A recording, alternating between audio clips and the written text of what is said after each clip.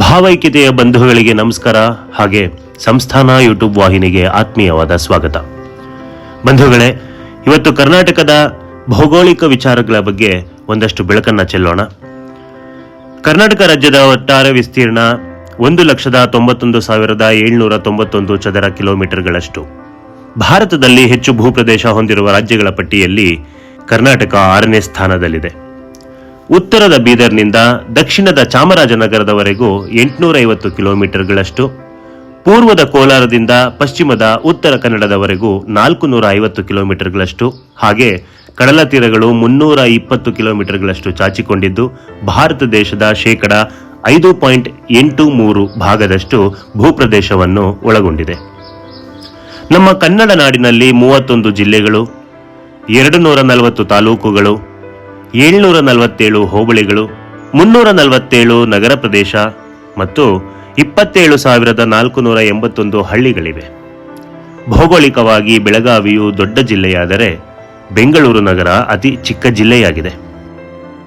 ಒಟ್ಟು 7 ಕೋಟಿಗೂ ಹೆಚ್ಚು ಜನಸಂಖ್ಯೆ ಇರುವ ಕರುನಾಡು ಭಾರತದ ಒಟ್ಟು ಜನಸಂಖ್ಯೆಯ 5.05% ಭಾಗ ಹೊಂದಿದ್ದು 9ನೇ ಸ್ಥಾನದಲ್ಲಿದೆ.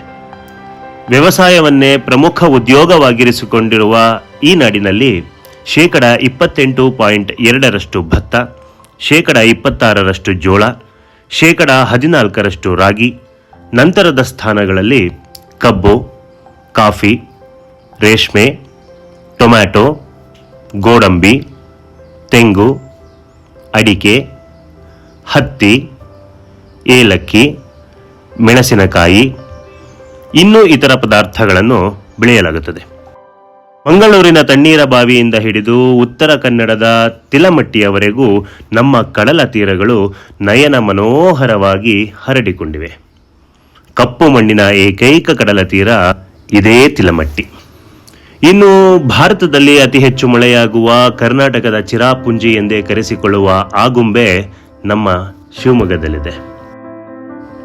ನಮ್ಮ ನಾಡಿನಲ್ಲಿ ಹರಿಯುವ ಪ್ರಮುಖ ನದಿಗಳೆಂದರೆ ಕಾವೇರಿ, ಕೃಷ್ಣ, ತುಂಗಭದ್ರಾ, ಕಬಿನಿ, ಹೇಮಾವತಿ, ಶರಾವತಿ, ಇವುಗಳ ಜೊತೆಗೆ ಭೀಮಾ, ಘಟಪ್ರಭಾ, ಮಲಪ್ರಭಾ, ಅರ್ಕಾವತಿ, ಶಿಂಷಾ, ನೇತ್ರಾವತಿ, ಕುಮಾರಧಾರ ಇನ್ನು 10 ಹಲವು ನದಿಗಳು, ಉಪನದಿಗಳು ಹರಿಯುತ್ತವೆ.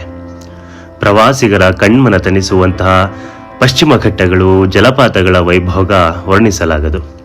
ಸಾಕ್ಷರತೆಯಲ್ಲಿ ದೇಶದ 9ನೇ ಸ್ಥಾನದಲ್ಲಿರುವ ನಮ್ಮ ಕನ್ನಡ ನಾಡು GDPಯ ಕೊಡುಗೆಯಲ್ಲಿ ಪ್ರಸ್ತುತ 3ನೇ ಸ್ಥಾನದಲ್ಲಿದೆ. ಕಳೆದ 2 ವರ್ಷಗಳಲ್ಲಿ ಸರಾಸರಿ 8.45% ಕೊಡುಗೆಯನ್ನು ನೀಡಿ 4ನೇ ಸ್ಥಾನದಲ್ಲಿತ್ತು.